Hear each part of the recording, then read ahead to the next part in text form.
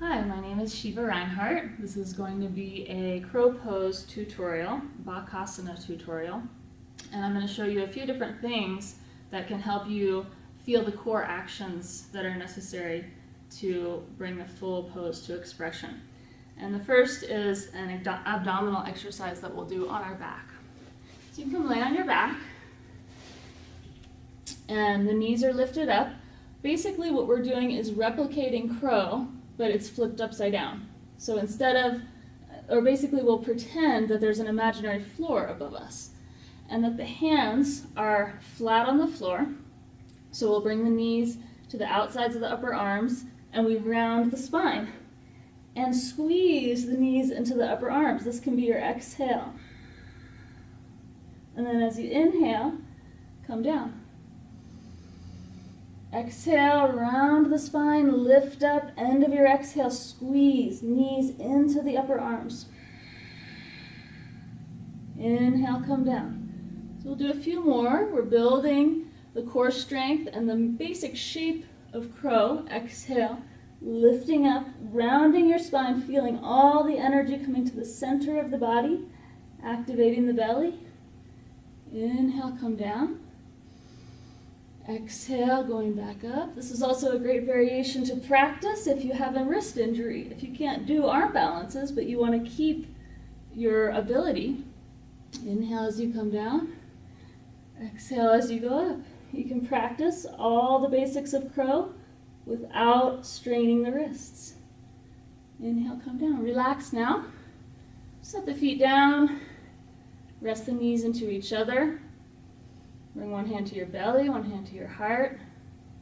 Take a slow, deep breath and just feel your body. Feel what areas are activated, what areas got woken up.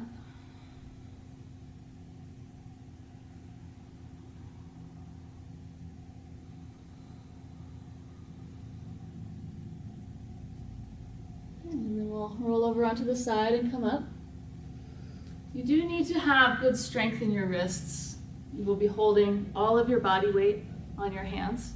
So it's similar to handstand in that way or any other arm balance. So if you're not practicing arm balances regularly, just pay attention to your wrists. After you do a crow, you may want to squeeze them out a little bit. It may be useful for you to do some wrist stretches. So you can place the palm forward, the inside of your forearm facing up, and pull the fingers towards you as you spread the thumb out and take a deep breath.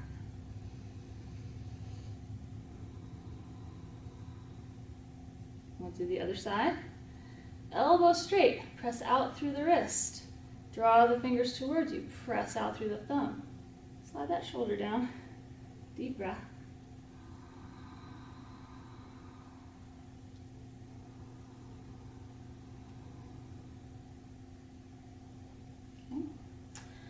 And if you feel any strain in your wrists when you try crow, it may mean that you're not quite ready for it. If you haven't developed the strength through your upper arms, you may want to spend some more time, and I won't go into detail in it here, but you may want to spend some more time in, for instance, downward dog.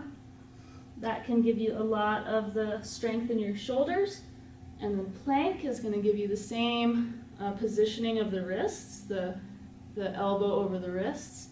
And then chaturanga are all going to help you develop that upper body strength. So now, as we go into crow, a block can be very handy to stand on. So we're going to place our feet on the block, toes out a little bit, heels touching. And what this does is it helps get our knees higher up on the shoulders. Sometimes without the block, you may feel like you're down too low. One thing you can do is lift your hips up, lift your heels up, and if you still feel like you're down by the elbows, then that's when this block can help. It's going to help you. You do need to be able to balance on it, so the wood one is nicer. Sometimes a book can be slippery, so be careful if you use a book. And so we're going to take the knees now onto the upper arms as high as we can get them. Squeeze the knees into the upper arms. Use your inner thighs So you should feel inner thighs activated, belly activated, just like when we were upside down. Lean forward. As you start to work in crow, you may stay for a while without lifting either foot off the ground. You might just squeeze in, feel your core activate, and work on leaning forward. Eventually, you might feel that you can start to lift one foot or the other off the ground. In between repetitions, if you need to rest, you can take a forward bend and release the wrists by placing the hands under the feet. Bend your knees as much as you need to. It's not about the forward bend here, it's about releasing the wrists. So just bend your knees a lot, relax your neck, take a deep breath.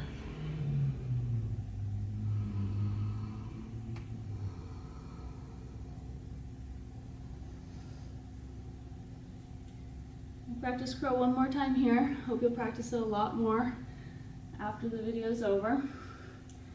Hands are shoulder distance.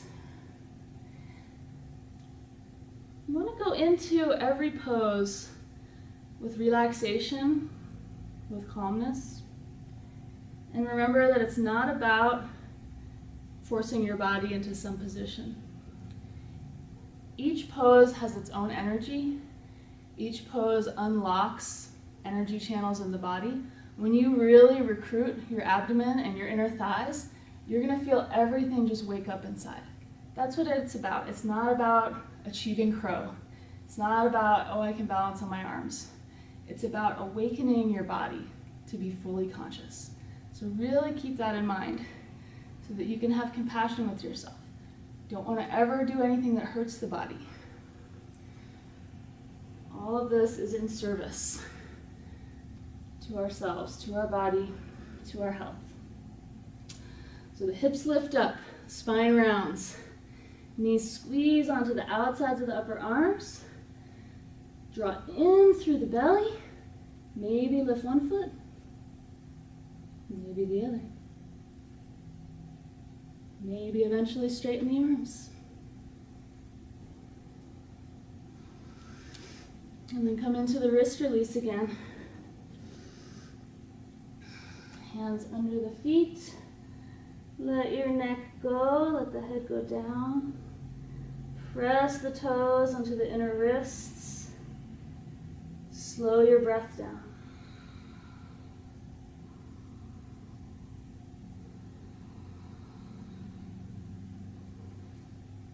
And release the hands. Bend your knees, flatten your back out. Bring your hands to the hips, and then slowly stand up.